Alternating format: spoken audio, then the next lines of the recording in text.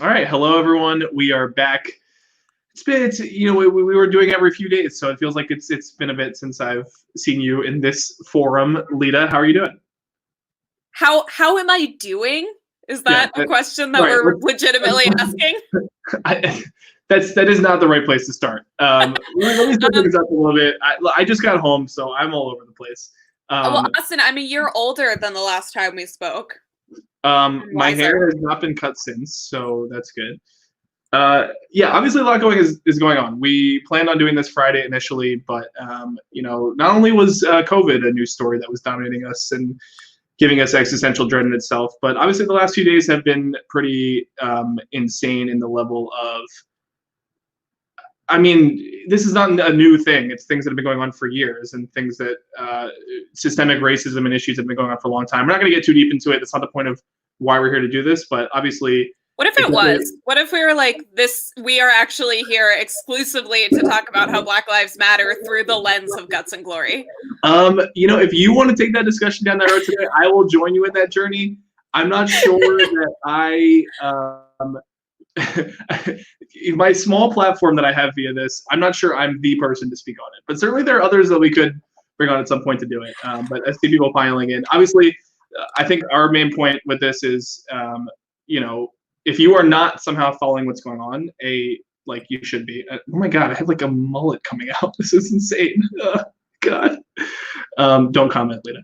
Well, you're a Southerner. You're fitting in with your Oh my, Maryland stop it, culture. stop it. Mason-Dixon line is fake news. Um, Which side of the war were you on? I think Maryland is like an interesting split. Anyway, Uh-huh. history lessons for another time. Very interesting.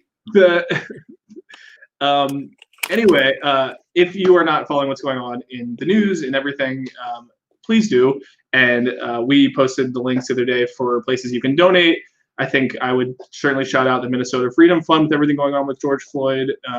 Would shout out. You actually tipped me to Color of Change a couple weeks ago, or I guess a week ago, for your birthday, which I now donate to do for this. So that seems like a really awesome charity to donate to. All the bail funds that are going around. Lita, do you have thoughts, or you want to plug anything, or obviously I think we want to make sure everybody's tracking on that if they're not. Yeah, bail funds are a big one. I donated 100% of my birthday money to the Pittsburgh bail fund. I think it's called the Bucket Fund. And whatever your local city's bail fund is, because a lot of people got arrested and need to be let out. Austin, do you have a dog there?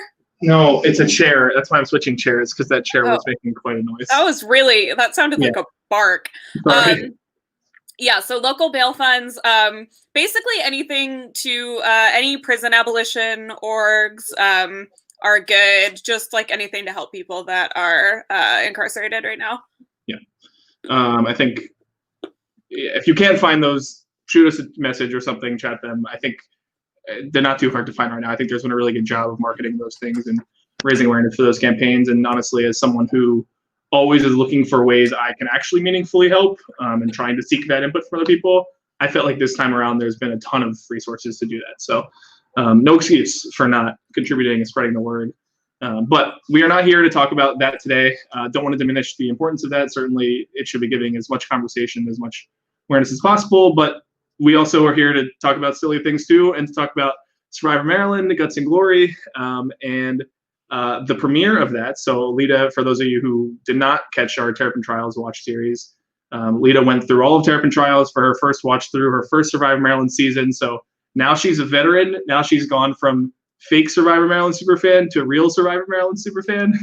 Yeah, a super fan means you've seen one season, right? I think that is the threshold, honestly. Okay. So now we're doing Guts and Glory. I'm really excited for it. It should be a fun season. But I guess my first question for you is, having seen the premiere now, what is your initial impression? Yeah. So, it's, as you mentioned, it feels like it's been so long since we talked. I'm another year older, another year wiser. I'm now looking at this through the lens of a 25-year-old. So I've shed a lot of my naivety. And I have a lot of thoughts. I think that, should I be transparent about who I know on this season? Yeah, go for it. Okay. So just to let everybody know, I know who wins this. This is the same deal as last season. I know who wins, but there will be no spoilers. But I don't know pretty much anything else about the finishing order. So Except you know where Priya lands. Yeah, I know where Priya lands. So in terms of people I know, there's actually a lot of them on this season, more so than last season. So I know Micah actually, like, I wouldn't say like super well, but Micah and I have hung out definitely more than a handful of times in person. We both live in the DC area. His girlfriend lives in the same neighborhood as me in DC. I've run into him at bars like many times. I didn't know it was that much. Oh, wow. Yeah, I see Micah actually quite a lot when I'm out in DC. I'm glad you know that, so I don't have to do the Marissa and try to confirm where the location is. Yes, no, I went to Micah's housewarming party in DC, so he is I think the only person on the season that I would actually like consider a friend, but I don't know where he places. I know Evan a little bit. I know Michelle a little bit. And I know Katie a little bit, and I think that's it, right? Mm-hmm. I've never met Shannon, but I know of Shannon. Yeah, I think that would probably be it. I can't think of anyone else that you would have friended. Basically, Sokotoa is like, I know half the people on it, and I don't know anybody else. Yeah. Well, a lot of people felt that way about the Sokotoan tribe in the first place. It's a fun tribe. It's a good tribe name, too, because it's like tongue-in-cheek enough for the situation, but like sounds enough like a tribe name. I don't mind Azula as a tribe name either, although I like that they got to it not in the Avatar way. It's so timely. I know. Everybody's talking about Avatar. Yeah. No, Sokotoa, I was actually happy with the tribe names this season because I always try to keep a balance of, you don't know this yet, but in season 6, they had a tribe name called Bay Squad. BAESQW or SKWAAD. And like with like a what is a umlaut or something? Yeah. Over the top. And I'm just like, it gets ridiculous when you do that. These were a nice balance of like fun, but not insane and just like stupid to the point of being silly. Yeah. You want it to be a little silly. Yeah. Playful. I think playful is the balance you want. Yes, exactly. Yeah, that's good that you set up the kind of what you know. And like we said before, we're not going to get into spoilers at all. If anyone is in the chat who is watching this for the first time, I'd be really interested to know. But I'm sure most people potentially are rewatching. It's been, 5 years. I guess I aired these after All Stars, so probably 2016. So it's been like 4 years since these aired, which is crazy to think about in hindsight. But hopefully it still feels fresh. I always call this season the time where I actually started knowing what the hell I was doing. So, when was this filmed? This was filmed in 2014. So okay. the spring, I guess it was the spring of 2015 because All Stars filmed that fall. So spring of 2015 is when this was filmed. Okay, that actually doesn't feel as long ago to me as the last one. Terrapin Trials was filmed in 2013. Yeah, I guess it would have been it was the spring. It would have been spring 2014. I don't know what we said during the season, but whatever it was a long time ago. I kind of feel like this doesn't feel as long ago. I don't know why. Well, not to get like into politics again, obviously, but like I feel like 2015 is really like the start of that campaign cycle was like the start of a whole new era where like now we've lived in that period of time that just would have been unfathomable to us before. But anyway, so Guts and Glory first episode. So I guess what was your having seen the first episode of this compared to Terrapin Trials, what was your initial feeling about it? Do you like the initial vibe?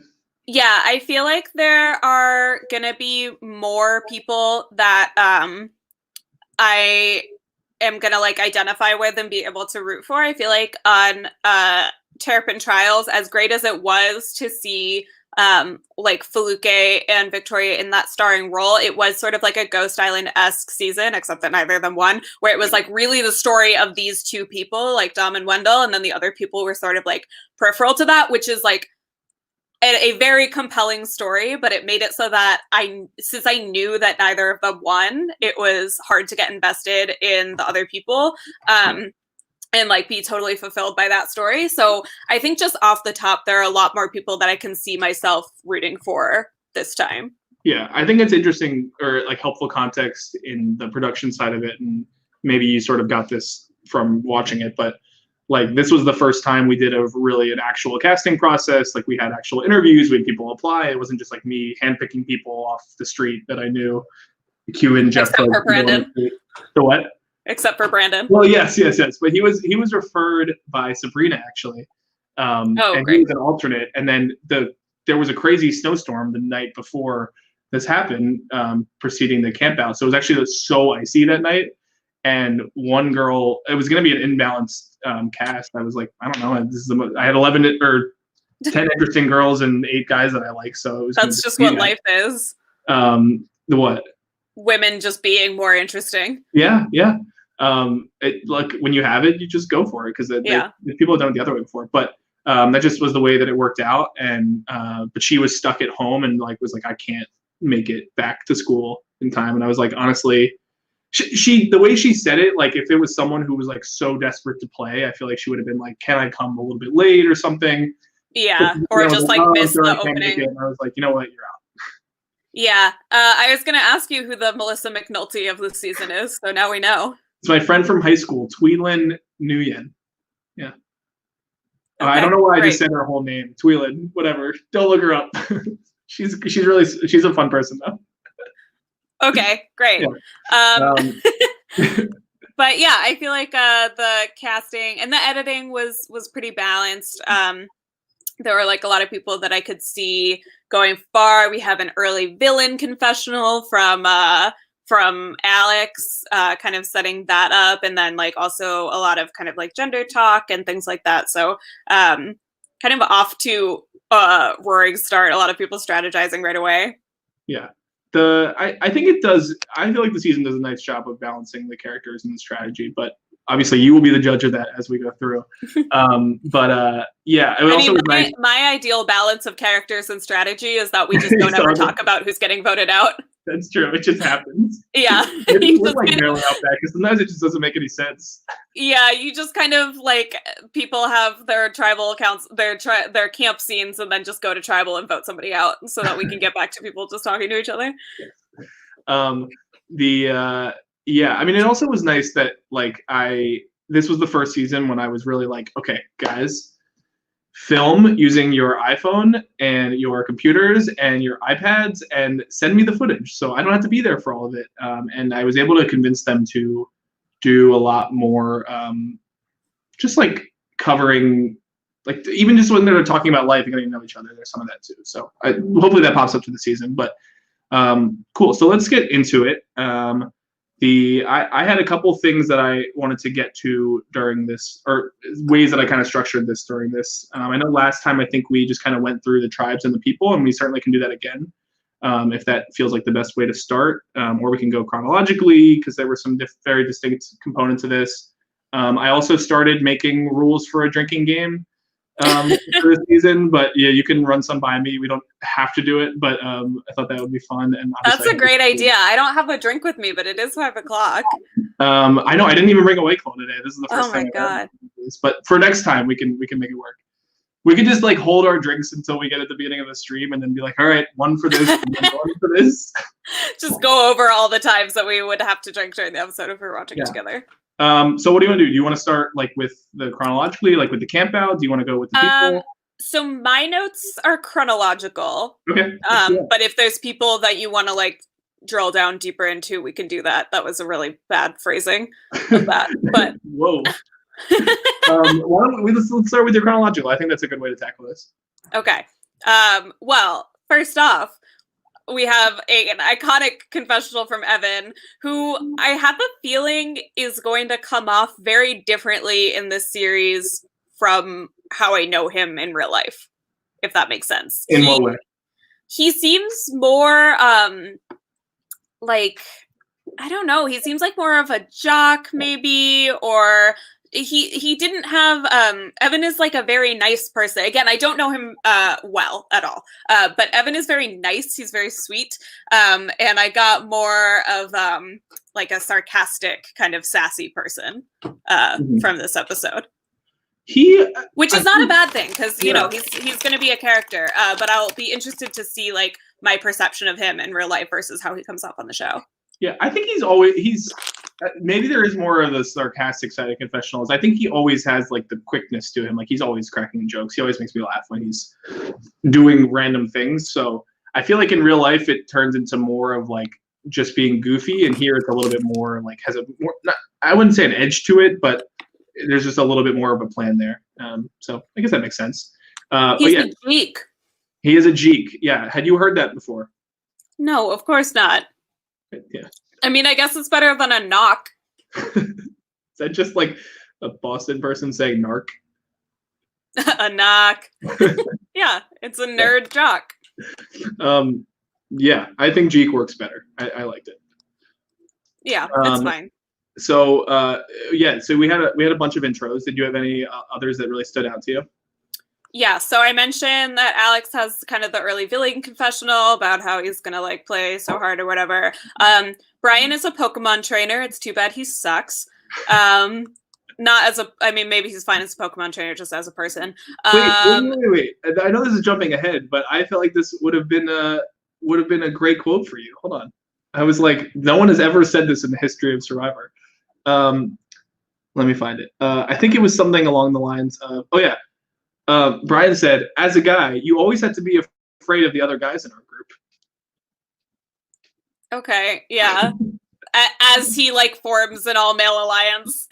Yeah, but that was the show, right? I don't know. He's so stupid. Like that whole scene with Katie is so like, let's just talk about it now. It's so dumb. Katie is offering him something to take from his dorm as collateral to say like, you have this so that if I break your trust and I don't get it back. He takes Clorox wipes, which are the most replaceable thing ever. And then as what? I mean, listen, now. Yeah, I was going to say 2020 has really changed my perspective on that.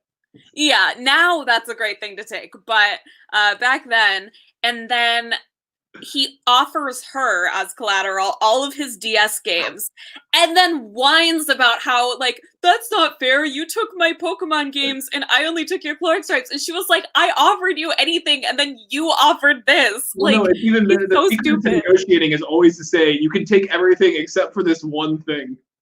Yeah. Yeah, exactly. My Alpha Sapphire. Yeah, it was quite the scene. I don't think that Brian is long for this world. I mean, while we're on that scene, the moment where Katie just like tosses the games back and forth to like make them rattle like a Grogger in Purim. Purim, yeah. Like, oh my god, this is so good. Just rubbing it in so hard. Yeah, so there's that. As far as the other intros, Renee is buff because he was bullied, which is toxic masculinity. Don't care for that. Sherry organized a Survivor fan-made Survivor in China, which is the coolest shit I've ever heard in my life. Let me just give some Sherry backstory, because I think when I was either filming Maryland Outback or I guess it was probably Terrapin Trials.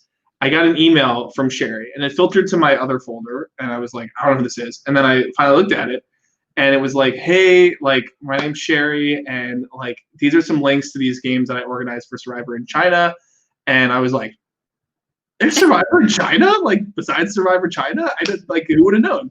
And she just like sent me like all these links to her different seasons. And I was like, oh my God. She's like, I would love to play in Survivor Maryland. And I was like, because basically I took a break for a semester after Terrapin Trials because that was a lot, and and I like started. The reason I ended up going back to it was that I kept like forming a list of people that I was like, all right, if I did it again, these people would be at the top of my list, and I was just like so ready to have it just for Sherry.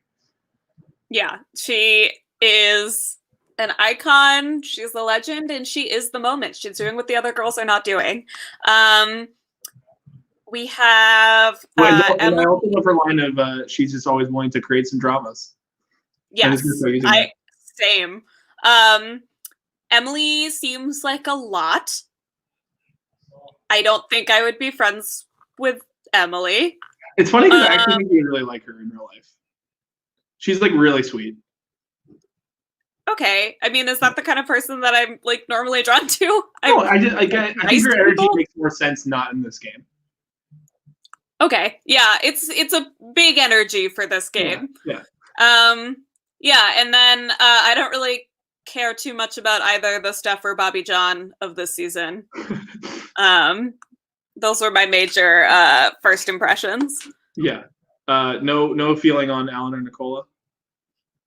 Is that the Steph and Bobby John? Yes, that's the name. No. Okay. I personally was very excited about Nicola. She was really fun in season 1, and I don't know. I always like people ask me why I brought people back, and I was like, because I don't know. Season 1 was like fake. It's not even really a thing, and I don't really think it's an advantage to have played that before. Did Shubo play in season 1? He did. He did play in season 1. Okay. I mean, it was like a real season. Like they played hard. Yeah. It just was a different experience level. Mm-hmm. What were your thoughts on the camp out as a concept? So, as someone who has camped outside exactly once in my entire life, and it was in a Survivor Maryland game, I can really relate to this. I would have loved for it to be snowing because I was so fucking hot and sticky in like my children's tent that I was sharing with Michelle of this season. Austin scaring the crap out of me, slithering up next to my tent, trying to make an alliance. I thought that was a wild animal. No, I was trying to make an alliance. I was trying to listen to you too. Oh, we weren't even talking game. Yeah, I didn't know that though. Yeah, so I feel for these people, but I'm also very jealous that no one came out in the middle of my camping experience to say, hey, you're actually going inside. Who was the person that was like, I'm not willing to get sick or whatever? Oh, Elise. Yeah, she was like literally about to quit. And I was like, I mean, first of all, wait 20 minutes because I'm going to let you inside. And 2, what? Get a call. Yeah, but I don't think we saw her for the rest of the episode. She was blackballed. Yeah, Austin just put her in timeout. Piss off the producer and host. You don't get the screen time. Yeah, purple Elise. Yeah. Yeah, but I thought it was an interesting twist. So you were always planning on letting them in. It wasn't because it was like super cold. I would not have if it was not 20 degrees. I would have. Okay. I would have kept it the whole night if it was like a reasonable temperature. It was really bad. Like. Yeah, and then it's weird because you're not even wearing a jacket the next day. Well, that's the craziest thing. It like legitimately warmed up to 60 degrees, and which was good because a lot of the things involved walking and there was ice, and so I wasn't exactly sure if we were going to shovel or what, but it got absolutely perfect and beautiful. And I was very lucky during my seasons of just like random weather luck, and this was probably the most specific example of that. Sorry. Yeah, I have a question. I have a weather-related question while we're on the topic. Why is every single person's intro them in the dramatic snow challenge, and Shannon's is her like shotgunning a beer in a bikini? I was going to be so mad if you did not ask that question. I literally had it written down. If this does not get a question from Lita, she's clearly not watching the episode. So yes, that is honestly probably the single most regular question I've gotten in all of my running Survivor Maryland is why is Shannon in a okay. The only context is that literally completely after the season, we were both at a pool party. I feel like it was, I think it was like Priya's birthday or something party. It was like the summer. Oh, good to know she wasn't so mad at all of you that she still invited you. Yeah, well, it wasn't all of us. It was just me and Shannon, I think. Oh, great. Yeah. But I have another backstory from that party. I'll tell you later. It's not anything wild. It's very funny. Okay.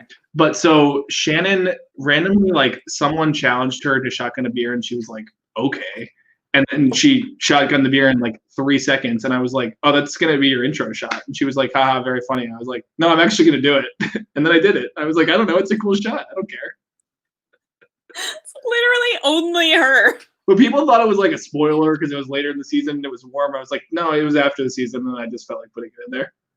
Love the idea that she would have done a challenge in a bikini, though, and that the challenge included shotgunning a beer. Yes. Yeah. I mean, people always ask, too, like, why didn't you have more drinking challenges in Survivor Maryland? And I was like, A, because I was an RA, so let's just talk about that for a little bit. B, like my reason for starting it was to have something that people could do besides just drinking all the time. So, but I did give a bottle of wine as a reward in season 1. So I didn't always hold true to that. Well, yeah, but it's also like some people are sober and like, what do you do? And yeah, there's like a lot of underage people. Also, like a lot of your challenges are outside, which is like a whole other legal issue. And then like if somebody gets hurt, you have like an additional legal obligation. Yeah, there's a million reasons to not do it. So you know what? If you guys want to have your Survivor games somewhere else with drinking, go have fun. No problem with it. But yeah, it did not make sense there. So I don't know. I don't think people asked it anymore. I think people have gotten smarter. I liked in the camping that Micah and company almost staged a revolution. Yeah, I didn't really know that was going on until I watched the footage. Like, what is he gonna do? Just cancel the season? I was like, oh, screw you guys. Yeah, but they didn't end up doing it. They were too scared of your authority. Most people are. Which tent did you like better? Oh God, I can't even remember who was in the tents. This episode was very long, I would like to say. I think there was a reason for most of it, but that's like this season was I got really like a sense of editing, but the one thing I'm not fully comfortable with is like I could have shortened things more. So yeah, was the conversation between Sherry and I think it's what's the name of the guy? Matt? Is he the guy who speaks Chinese? Yeah, well, that happened I think after they moved inside. Oh, okay. Yeah. Like either way, it was like Chinese in the tent after. Like I basically put they were both like talking about it in opposite tents, and then they came together later. Okay, understood. Yeah, I guess the only like tent conversations I really remember is like Micah and Evan and Shannon. I think we're all in the same tent, right? I think Micah or Shannon and Evan were. I think Micah was in the one with Sherry and some of that. Okay. Yeah. What did you think of the tent conversations with Sherry and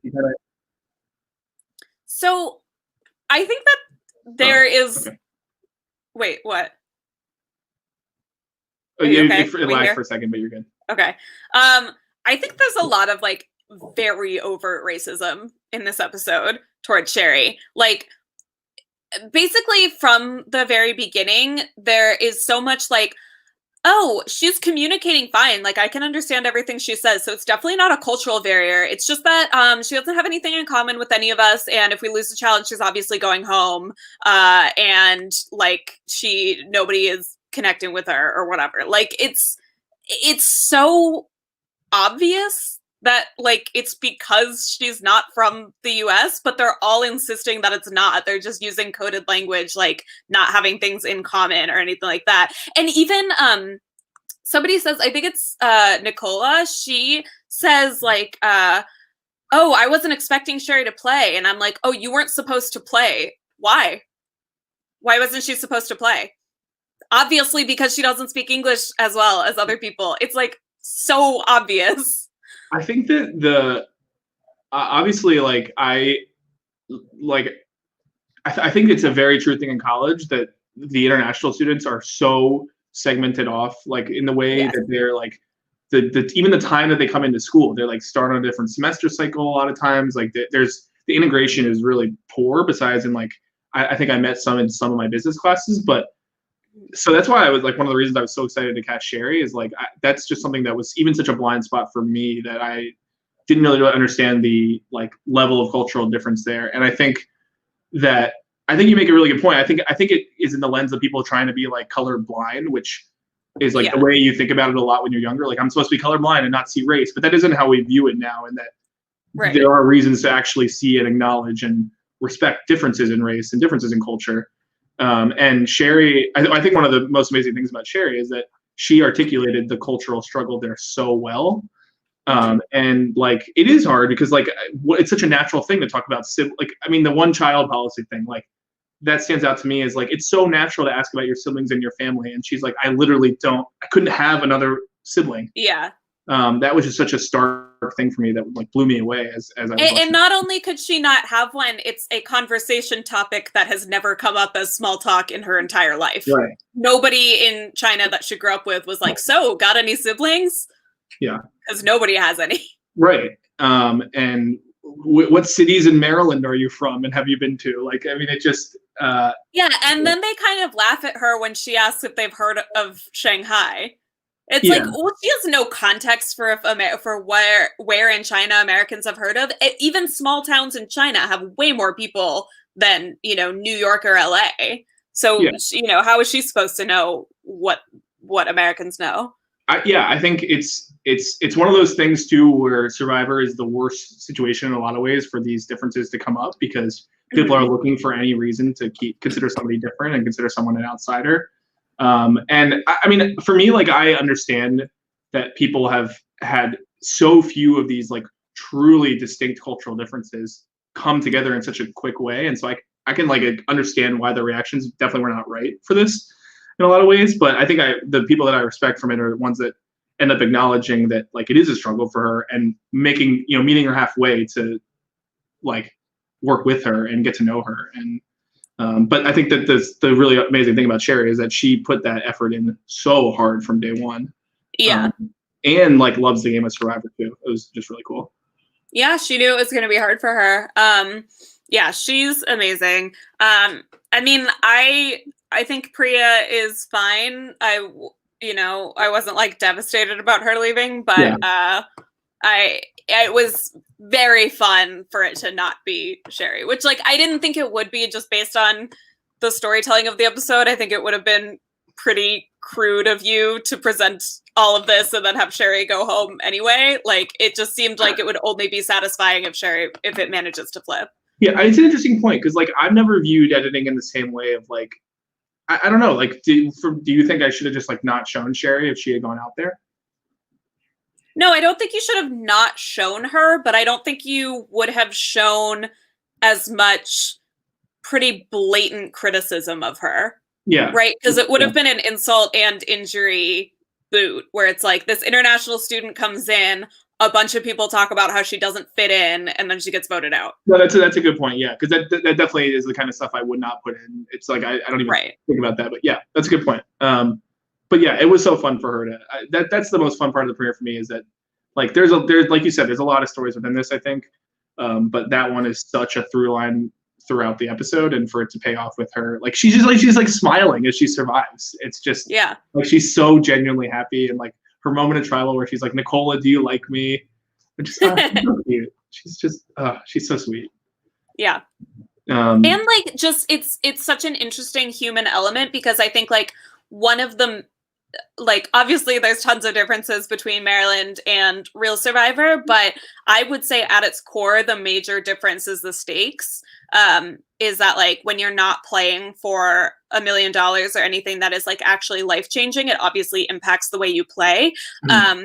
So not that people aren't taking it seriously, but there are some things that people would risk, like friendship-wise, for $1 million that they wouldn't in the game. But for Sherry, like this has a huge impact on her entire college experience. And we talked about this with Feluke and like the whole roommate situation as well, which is that like the stakes in that were really high because it impacts like your entire freshman year experience, which could go on to impact your entire college experience. So I think for Sherry, the stakes are so high because this is like how she could make friends. Yeah. No, I think that's a really good point. It's a total branch out from the usual circles that you're in. Yeah. It's really well articulated, and that was one of the most exciting things about it to watch. What did you think of the fact, like Matt and Sherry coming together in this? I thought that was great. Did you know that somebody on the cast spoke Chinese? So we were doing interviews, and someone was like, I think Victoria or someone she was one of the people who helping me do interviews. And yes, there were several Victoria sightings in this episode. Yes. Well, I wanted to ask you that because like people are like, "Oh my God, I saw that person." Did you have that reaction, or are you like, "This is stupid"? What do you mean? People are like excited to see the old people players as cameramen, but I don't know if that's. Oh. I don't know if you go like fangirling. I just. I mean, I was just like, "Oh, a Victoria sighting." I'm glad she wasn't so burned by Terrapin Trials experience or whatever. Yeah. Is that what we watched? Terrapin Trials? Yes, yeah. Okay. I'm so glad I'm a super fan. I'm so glad she wasn't burned by the experience so much that she took all that time off. That's true. What were we just talking about? Oh yeah. So we're doing these interviews, and one of like the first questions was like, tell us like a few like interesting things about yourself. And Matt goes, and so we hadn't interviewed Sherry yet, but obviously I knew about Sherry and like her backstory. Mm-hmm. And Matt goes, well, like one of the things people know about me is that like I speak Chinese, and that's one of my most interesting like skills that I have. And I just started like laughing hysterically. I was like, yeah, oh my God, this is so perfect. And everybody else is like, what the hell's wrong with you? And I was like, don't worry, just keep going. But you put them on different tribes, rude. No, I didn't. Oh, they're on the same tribe? Yeah. Oh, he was like very not involved in this episode. He helped swing the vote for her. Oh, okay.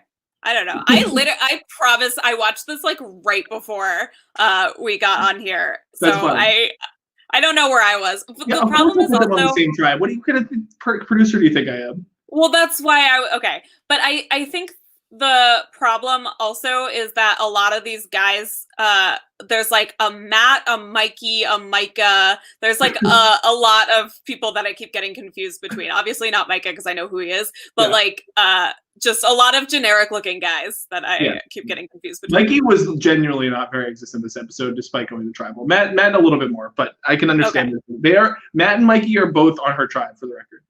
Got it. Okay, great. Yeah, no, it was a fun duo to see, I thought too. So yeah, it was yes, because I remember them talking in Chinese, but I couldn't remember if that was like once they were on their tribe or if it was when they were at the when they were camping. Yeah. The one of the things that happened at the camp out was that Molly found two, I'll call them idle clues, but idle clues to share with other people. Did you have any thoughts on Molly? I feel like it's going to take me a little bit to be able to distinguish between Molly and Nicola. Nicola? Okay. Yeah, Nicole. Yeah. What's her name? Nicola. Ricola. Yeah. Yes, that is the natural thing that it goes to. You just switch the R. Okay. Yeah. You can call her Nicola for the whole time. That's fine. Yeah. Nicola. I want to say Nicola, so I don't. I'm just gonna avoid saying her name. Okay, the girl who's the return, the Stephanie LaGrossa. I feel like she looks similar to Molly, and so I kept getting them mixed up. That's not a terrible take. I never really thought of that, but yeah, similar hairs. Yeah, similar hairs. I don't know. You go to your notes. What else did you have from kind of the initial and the campouts? I think those were I think I did all of my like first impressions. Like obviously there are other people that just have like generic confessionals, but I think I went through all of my like opening takes. Okay, so we get through the initial camp out, everybody's snoring, great stuff. And according to Evan, a lot of different pitch snores, so that was exciting. Get to the first day. So we have these three tribes. What are your thoughts on kind of the opening stuff there? I mean, I love a 3-tribe format because we get to know everybody better usually. Because then like the tribe that goes to tribal council, usually we get to know all of them pretty well unless I mix up all 3 guys on the tribe. And can't keep straight who's who. But you get more detail into people. 3 tribes pretty much prevent pagonging every time. There's like pretty much no way that a pagonging can happen with 3 tribes in the same way that it can with 2. So we always like 3 tribes. I liked Brandon's diatribe about how blue is such a better color than red and white. Yeah, do you agree with that statement? Well, you're wearing a red bandana right now, which makes me think that you're standing the Ula tribe. Is that what it's called? Yes, that is the name. Yes. Okay, great. Yeah, it wasn't an intentional choice. I just had it on earlier. Is it your I have mask? all 3 tribe colors. There you go. I thought you just loved America. Is that your COVID mask? It's one of them. I also have an actual Survivor one, and I did just finally I got a real an N95 actual mask. Yeah. Yeah. I just used my Survivor Panama buff. I have a bunch of masks. I just like the buff better. The buffs are so comfortable. They're so good. And when I wear glasses, they don't fog them up. Exactly. So interesting scientific analysis of why blue is better than red and white. I mean, I'd rather be blue than red and white. It's very true about the white getting dirty. Yeah, those shirts can definitely get rough very quickly. The contrast doesn't really help with them. So I agree. I think I would want a colored one. Yeah, a shirt of color. Yeah. Phrase. Jesus. So we talked about the tribe names a little bit. We'll talk about the Sokotoa tribe a little bit. You haven't talked about Shannon yet. Did you have? Obviously, you said you know of Shannon, but did you have impressions of? Yeah. So it's weird because I was thinking back and I'm like, have I really never met Shannon? It's kind of weird that I haven't. It feels like I know her. You would have, except she's been in Florida and Texas for grad school, so that she would have been very much in that circle that you would have met, but she's just been very far away from it.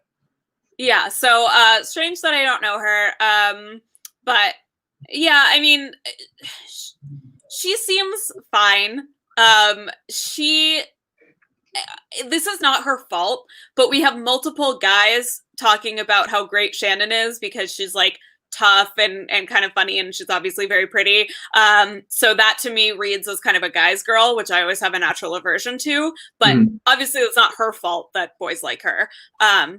But I will have to see more from Shannon. My knee-jerk reaction to a teenage service member is thumbs down, but that's fine.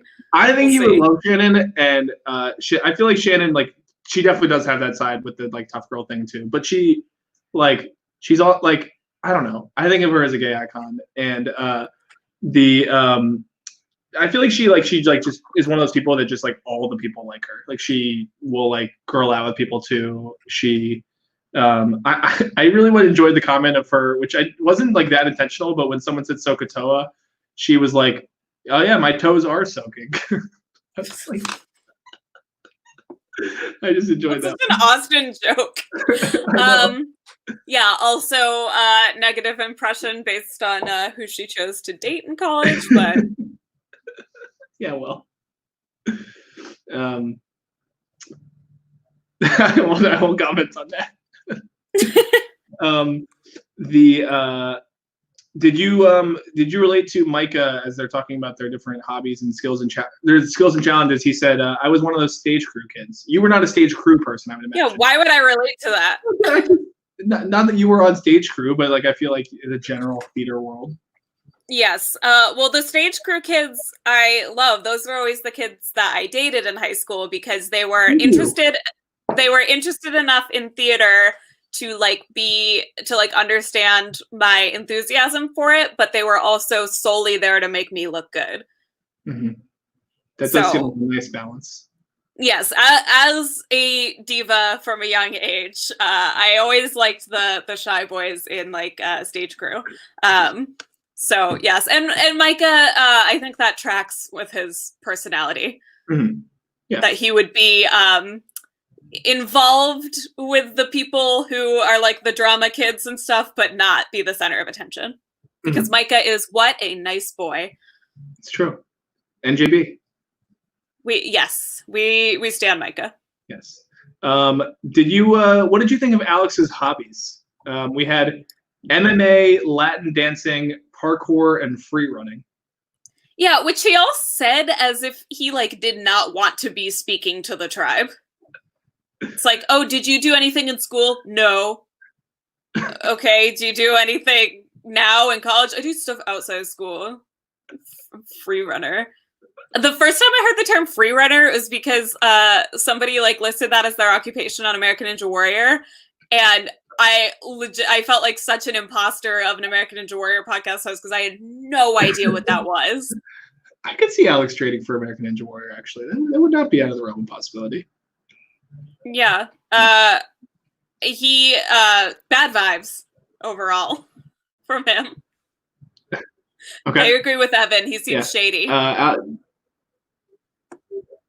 Yeah, shady rattle. Put it yes. I did enjoy Evan asking. I enjoyed Evan asking him, "Could you jump from that building to that building?" So stupid. Maybe. And then we had the Blue Tribe. So yeah, I mean, it took them so long to choose a tribe name. I just like. I know. We go through every iteration, and we already know what it is. So we hear like Azulon, Azul, Azule. Don't forget Aslan. Well, I thought they were just saying like isn't that the name of the lion from the Chronicles of Narnia, Aslan? Oh, maybe I didn't even know that. I think it's Aslan. The like the Jesus lion. I mean, anyway, there were so many combinations of. I liked saying, well, "What's blue in French?" Bleu. What's blue in English? Great tribe name. Yeah, I mean, I probably could have cut that down a little bit, but I was trying to show that like they just did not have it together. I don't know if that worked or not, but. I see. So I should have foreseen them losing the challenge. You should have, yes.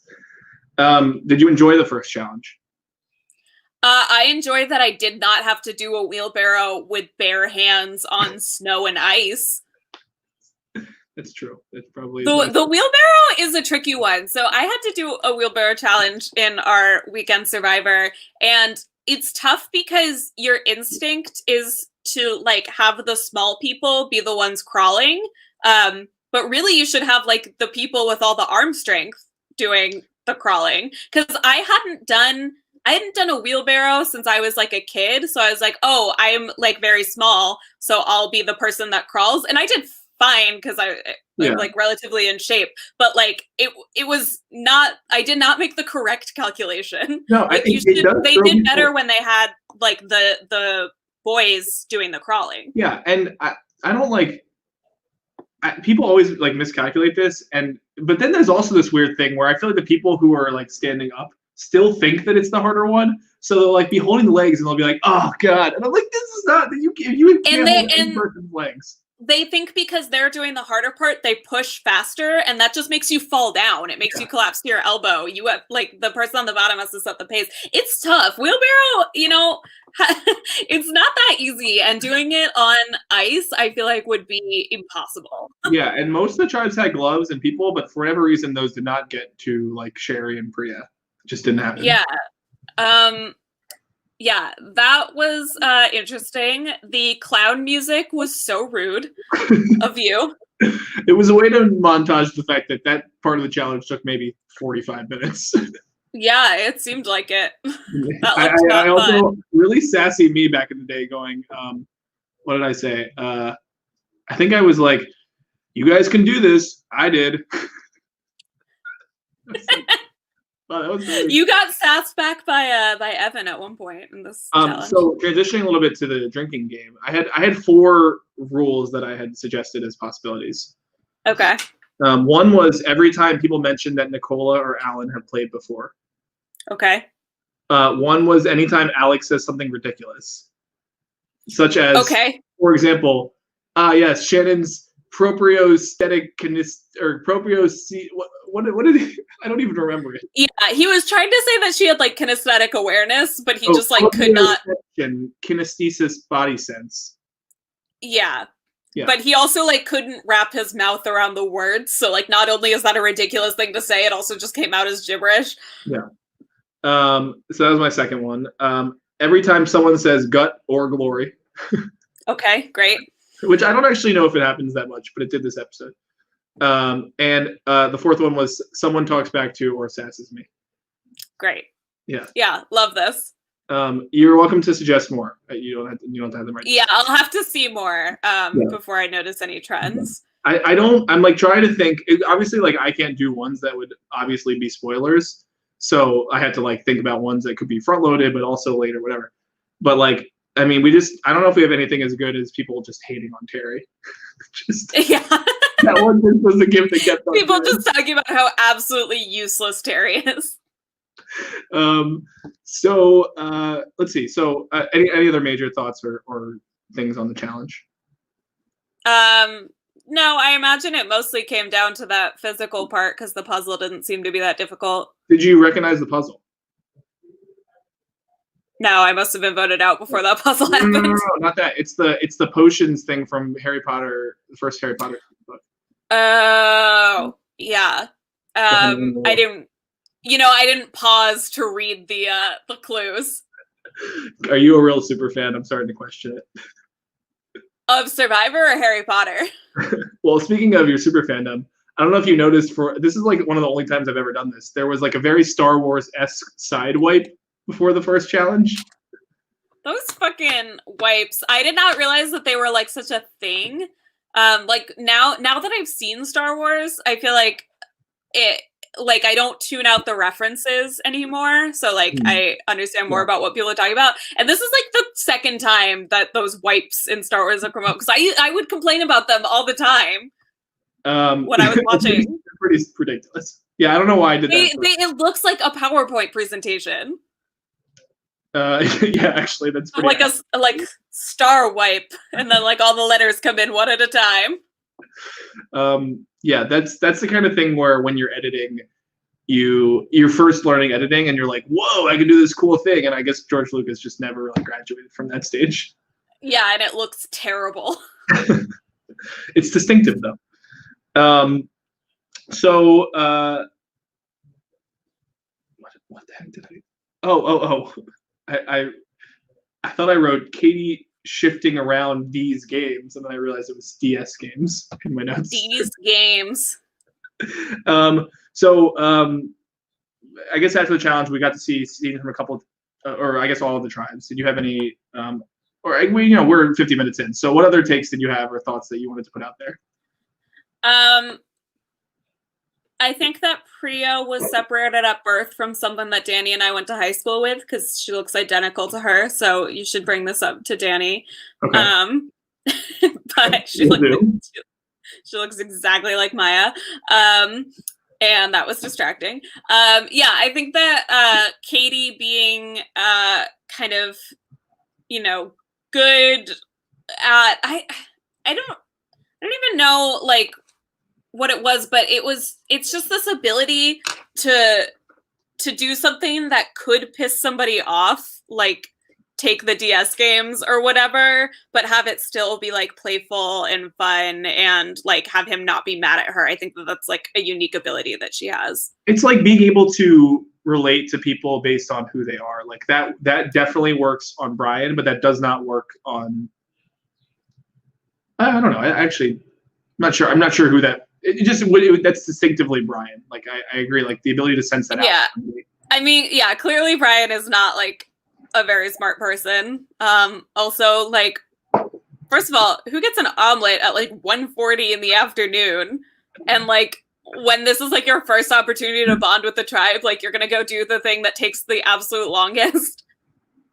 Yeah, it wasn't a smart move. Hashtag omelet gate.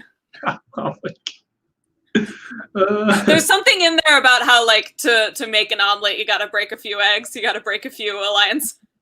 Well, it's a nice continuation of the eggs theme from last season. Yeah, he could have just gone to your dorm room and gotten Right. some that you were sucking on. Right.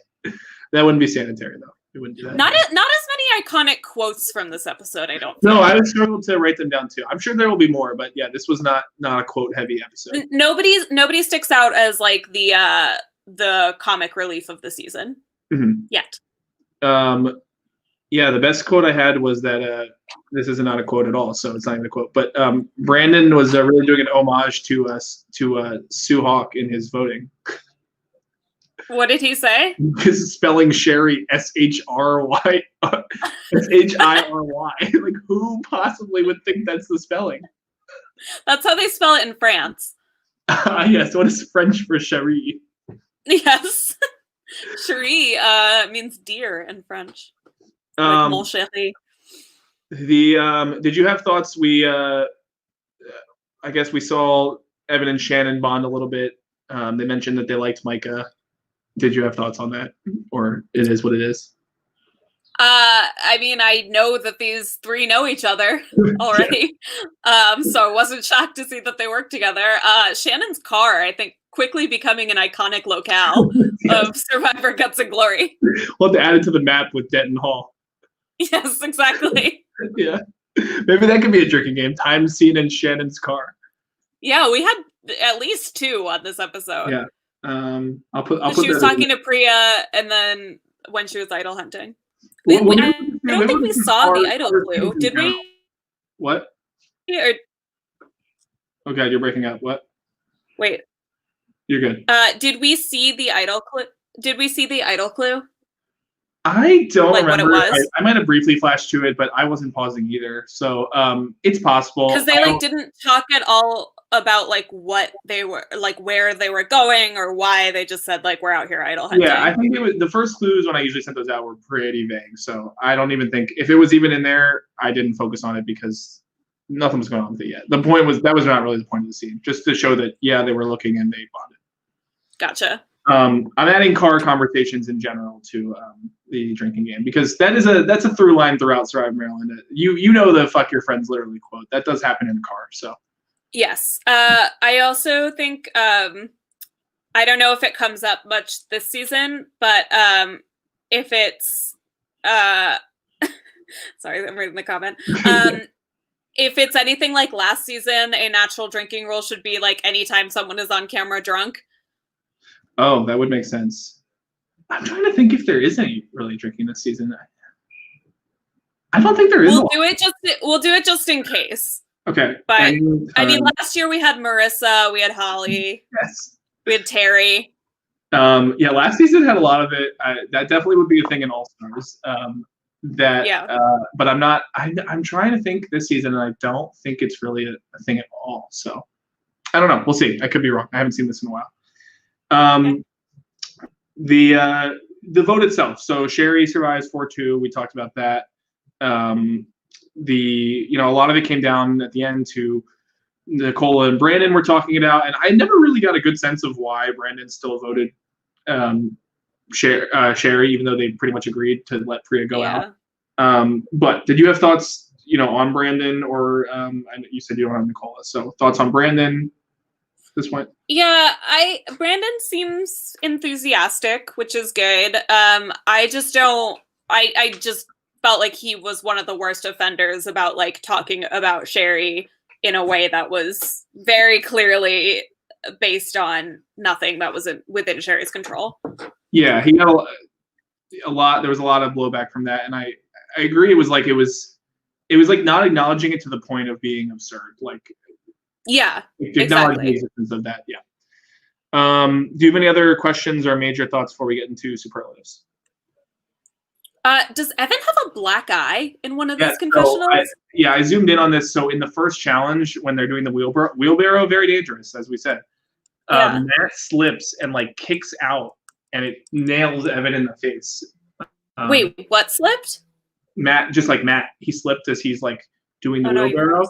And he slips out to the side a little bit, and he just So yes, he has a black eye in the confessionals. Yeah, it looked pretty badass. Yeah, it was a gross one. It was like a red eye. Festering. Yeah. Was that the only question? Yeah, I think so. Yeah. Okay. You already answered who the Melissa McNulty of the season is. That's right. I have one more question, Austin.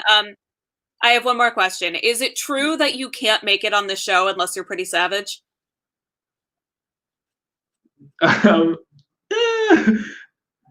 Probably not. You could probably be looking Someone everywhere. said that. It was but she seems really sweet, but you can't make it on this show unless you're pretty savage. Yeah, I know. I was we're not quite there. I do look for people who are competitive, but I don't know if I'd call all of them savage. Yeah, But even the real show casts people that aren't savage. Yeah, it's good minds. Yeah, they're all Andrew Savage. Every single one. Oh, yes. Yes. Oh, God, a dream season. Oops, all savage. It's just it's a tribe of savages and the tribe of Wentworths. Oh, yeah. An iconic rivalry. Yeah. And all the Wentworths start with idols. Every single one of them. So superlatives. We hadn't talked about this one, and I don't know. Maybe if we have like Sam and Derek on again, we can talk about it more there. But did you have a hotness take? I mean, all of the guys that I think are cute on this season I know in real life, so I feel like I would get in trouble for saying it. I will say that I think that Micah is a very nice boy, and his girlfriend is also very nice, and my boyfriend is also very nice. Yes. So yes. we can appreciate aesthetically. Yes. Okay. Do you? Well, this is important, but you know what? We're not going to do. We'll do it later. We'll do it when we get some drinks in the system.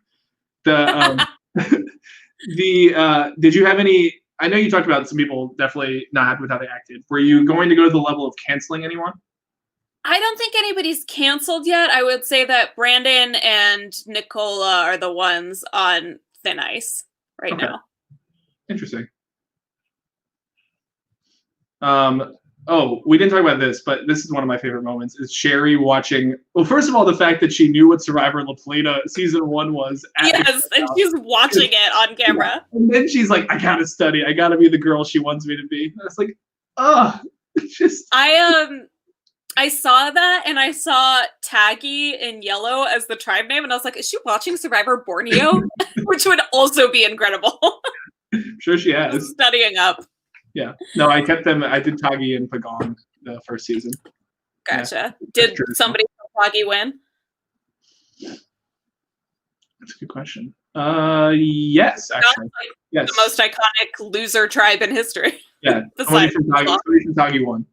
And they dominated, I think. So there you go. So we talked about it was light on quotes. Did you have a best quote? I don't know. I mean, I think the whole scene of Katie and Brian was the best, and I'm sure there was a quote in there, but I really don't have any quotes written out. Okay. Did you have there's a lot of duos in Guts and Glory. Did you have a favorite one? I'm assuming it's not Brandon Nicola. No, it's not. Unfortunately, I liked Shannon and Priya as a duo. I wanted to see another like best girlfriends season, but no, I mean, I think I'll end up liking the Evan and Shannon thing. Okay. Otherwise, contenders would be Matt, Sherry. Oh yeah, Matt and Sherry, of course. Yeah. There was another one, but I forgot it. Oh, Katie Bryan, you could consider. Yeah. Okay, I left this superlative from the last podcast. Best move of the season. Oh wow, of the whole season. Gotta be Sherry flipping against Priya. Did you have either a That's So College or a 2015 moment? I don't think there was any 2015 moments. I don't know. Do you have any? I didn't write any down. So. Like the camping, but I don't know.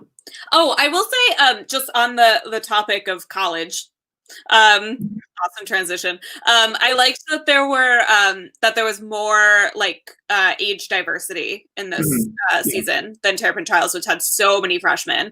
This had like some seniors and a couple juniors at least, and obviously there were like other RAs. So I liked that there was more like difference in the college experience. Yeah, that's one of the benefits of doing an actual casting process and being a little bit more conscious of putting it together. Obviously, I mean, I think it depends on the person, whether being a sophomore or senior makes a difference, but certainly freshman is a big difference than I think everything. Yes. Yeah. And even senior too to an extent. So yeah, it was interesting to hear Brian talk about like I'm on an older tribe, I feel like, and how that plays in. Mm-hmm. The Fish Out of Water award, person who's most likely to be out next. I mean, I don't know. I feel like actually I think Nicola has a big target on her back being a returning player, and I don't think this tribe is going to be iconic in challenges. So I think maybe if it's not going to be Sherry, which I'm not putting into the universe that it is, I think she could be in trouble. Okay. Did you have? Do you want to separate favorite person and leader of the pack, or do you want to put them together? I don't care. Let's just make leader of the pack my favorite person. Okay, that's fine with me. Which is Sherry this week. Okay. Hard to go another way. I am the number one Sherry stan. I want her to create dramas and take names. Gotta create some dramas and take some names. Yeah. Okay. Anything else that you wanted to get out there? No, this was fun. I am excited about this season, especially because without any major spoilers, you did let me know that it's not quite as heavy as the last season. Yeah. And yeah, it's fun to see people that I know a little bit.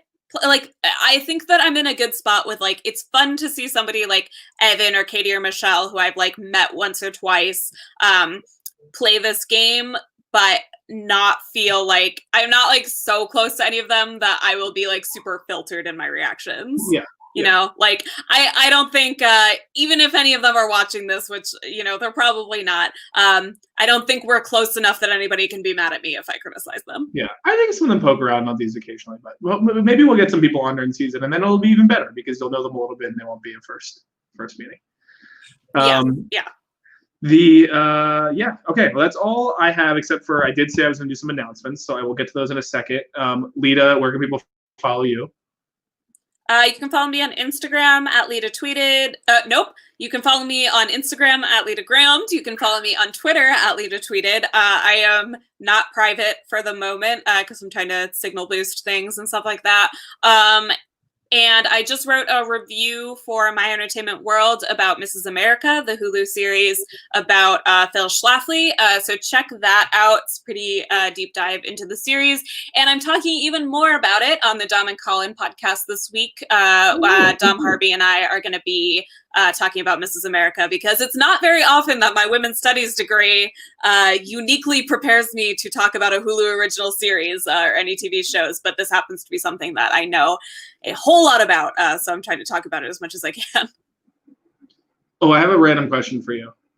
Would you consider Avatar: The Last Airbender a feminist show? Yeah, I think so.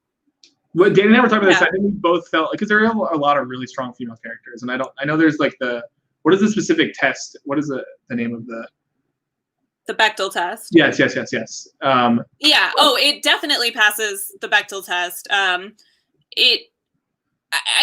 think, it's not, I don't want to overpraise it because it does sort of meet a minimum standard of making interesting women. But I think it does do a really good job. Yeah, I would call it a feminist show. That was basically, I was like, I don't think it's like the selling point. What? Yeah. Wait, where is it? Danny, does Priya from Guts and Glory look exactly like Maya Munzer? Yes. There we go. Okay, great. Okay. Separated at birth. Glad I was here for that. And now Danny has made an appearance on the Guts and Glory podcast. Guts and Glory is the first season of any Survivor that Danny has watched. Literally, not untrue.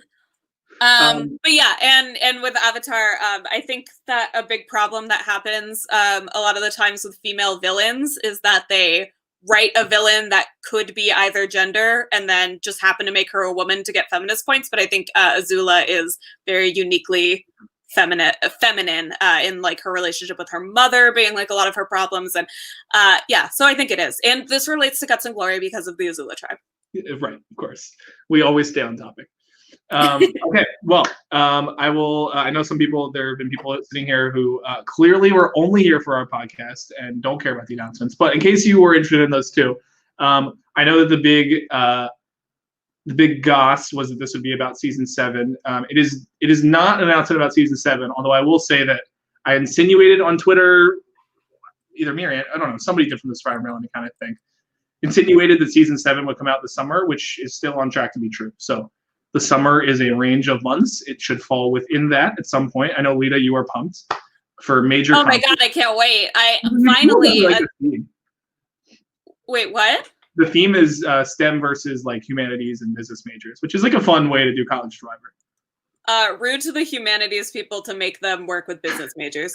But yeah, that's fun. I did joke for a long time that because I had never seen a season of Survivor Maryland, I was going to start as soon as all the non-Austin seasons come out. So I'm only going to watch non-Austin Maryland seasons. Unfortunately, I can't do that anymore. But yeah, maybe if I'm caught up, I'll watch it. Yeah. I want to watch Survivor Michigan. Oh yeah, do it. I mean, I think actually they have season 3 coming out this summer, July 1st. So plug there for those who do not know. It's a really, really good show. So Survivor Maryland season 7 will come out at some point this summer. We're still finalizing. I shouldn't say we. This is Anders' thing. Announcements will come from Anders. He's still finalizing everything. It is legitimately like very like has had a lot of progress and is far along. So expect that to come. News to come on that soon, hopefully, and maybe some content and previews and stuff on that. What I do have an announcement on is that so a month ago, one of the players from Anders' generation, from Generation 2 is what we call it, seasons 6 through 10, ran a one-day game via Zoom for all of the Generation 2 players, which was really fun. I watched the whole thing. It was like a blast. For those of you who have seen Sequester, obviously it's an online game with a lot of people on videos, so it can have some similarity there, but a little bit more drawn out and extended.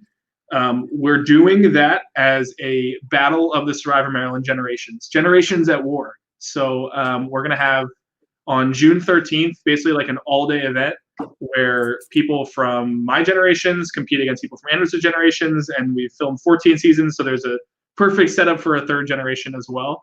And so both people that that are like, I'm pretty excited about the potential cast it looks like that we have. So some really like the people that you will recognize and know their names competing against the future icons and people who are going to be great. So that's happening on June 13th. What we're going to do is Anders and I are going to put separate streams on each of the Survivor Maryland YouTube channels of the game as it's going on so that you can follow along in the different breakout rooms as people are strategizing and talking. So it's going to be for you guys to watch. It should be a lot of fun if you are craving some new Survivor Maryland content. No price or anything. It's going to be totally free.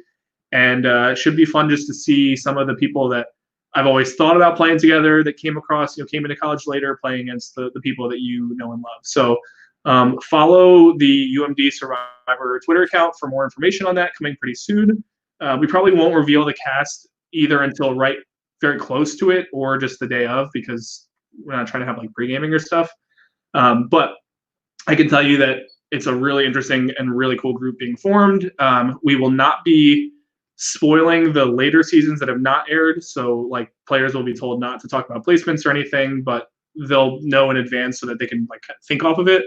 But it's really fun people ranging from early boots who are like fun personalities to people who make it really far and do really well. So I'm really excited for it. It worked really well the first time. It was a really fun game.